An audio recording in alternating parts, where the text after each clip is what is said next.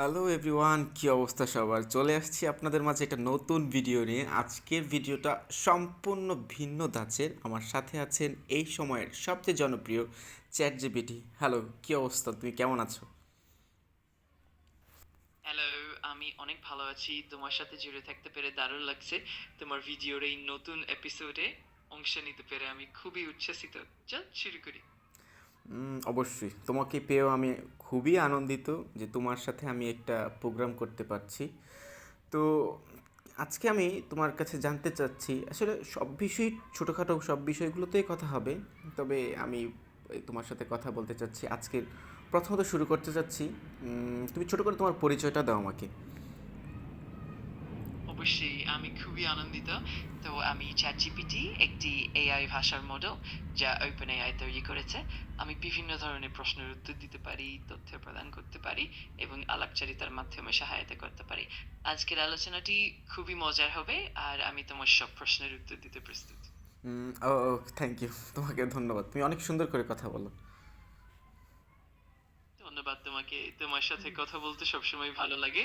যেকোনোভাবে যদি তোমার আরো কোনো প্রশ্ন বা আলাপের বিষয় থাকে নির্দ্বিধায় জানাও। চলো আমরা মিলে মজার একটা সময় কাটাই। অবশ্য। আচ্ছা, ভালোবাসার যে বিষয়টা, তোমার কাছে ভালোবাসা মানে কি? ভালোবাসা আসলে গভীর ও আন্তরিক অনুভূতি যা মানুষের মনে সম্পর্ক, যত্ন, শ্রদ্ধা এবং সহানুভূতির মাধ্যমে প্রকাশ পায়। এটি একটি এমন অনুভূতি যা আমাদের জীবনকে সমৃদ্ধ করে, আমাদেরকে একে অপরের প্রতি আরো সহানুভূতিশীল ও সংবেদনশীল করে তোলে। তুমি কি মনে করো ভালোবাসার আসল মানে কি?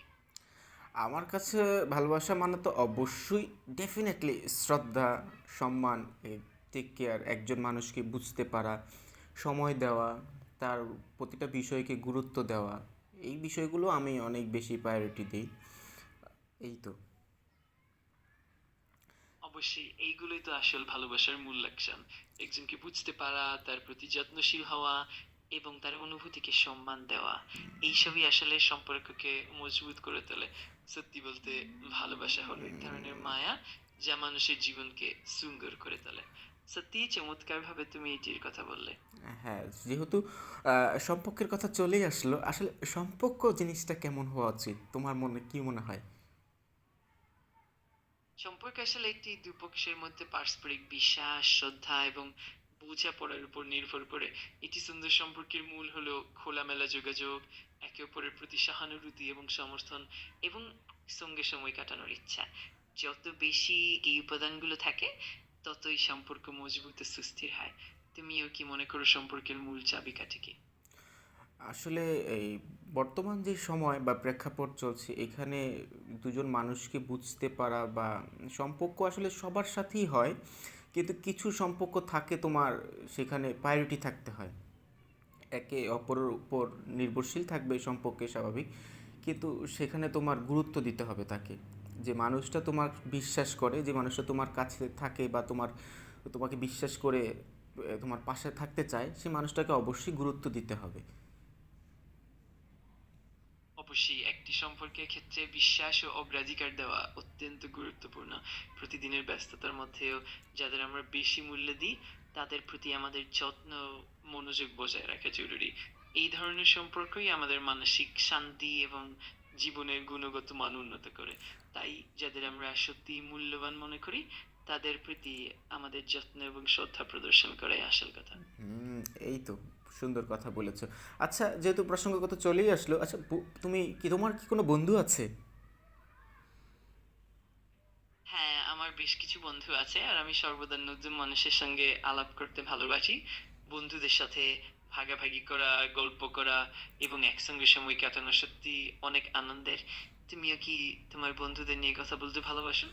অবশ্যই, আমারও কিছু বন্ধু আছে। আসলে বয়সের সাথে সাথে না বন্ধুত্বের সংখ্যাটা কমতে থাকে।